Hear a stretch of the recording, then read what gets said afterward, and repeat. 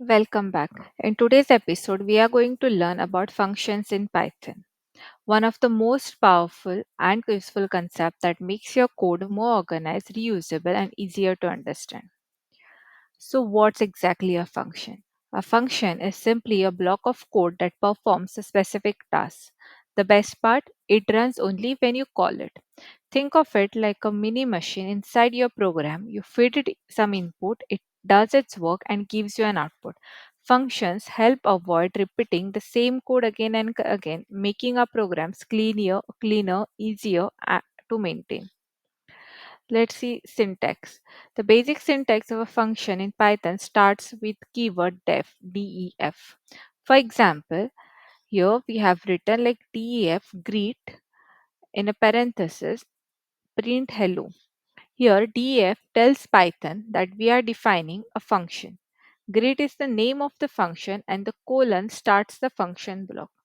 Everything indented under it is part of that function's body. Defining or calling a function. So now after defining a function, we need to call it to make it run. Let's look at this example.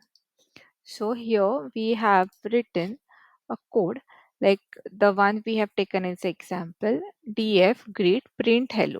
So we have just defined the code here. Now we want to call the function. So simply we need to type greet the function name with parenthesis and run our program. So we will get the result here hello. So if we are not calling the function, it will give us a null or none result. So there is no result, but it won't throw any error. So when we call grid, Python executes the function and prints the message. This is how simple and powerful functions are. So let's check the function parameters. Functions can also take parameters. These are like variables that receive value when the function is called. For example, def def grid name, print hello comma name grid your name city. So here the name parameter gets the value city. So when the function runs, it prints hello city. So let's try this code as well.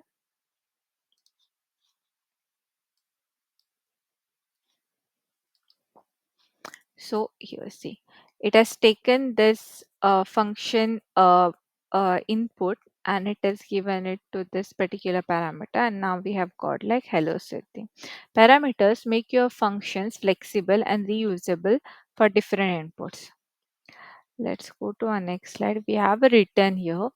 Sometimes instead of just printing something, you want your function to return a value. That's where the return statement comes in. So here, try this out with a code.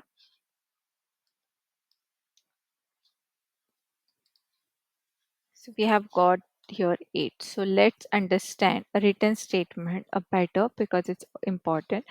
The return statement is used inside a function to set data or results back to the place where the function was called. Think of it like a delivery system. You ask a function to do something, it calculates or processes something, and then returns the result final back to you.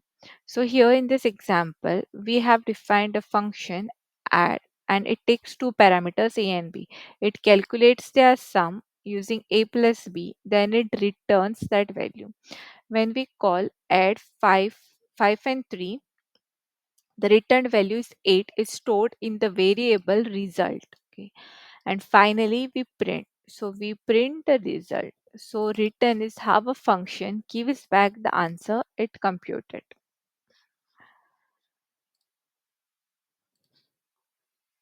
Using pass keyword. Yesterday also we have seen the function of pass keyword. Let's give it a try one more. Sometimes there may be a you want to write a code later on, so you want to define a function but not write the logic right away. In that case you can just use the pass keyword. So this keeps your code syntactically correct and lets you come back later to fill the details, but it won't throw any error. So here are some built-in functions like print we have used, len to calculate the len max, which Python provides. User-defined functions which are you create using the def keyword. As you grow, you'll write your own functions to simplify your logic and avoid repeating code. Let's see a practical example for this. We will just run a code here. Okay, so let's try and understand this particular code.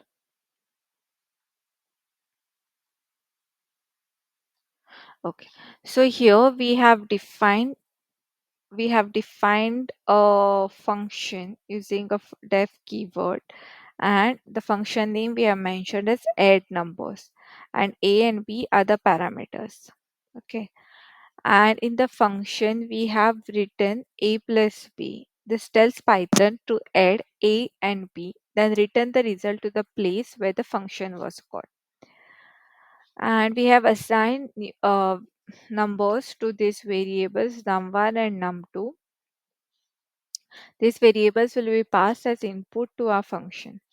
So now we are calling the function. So here add numbers 1 and 2. So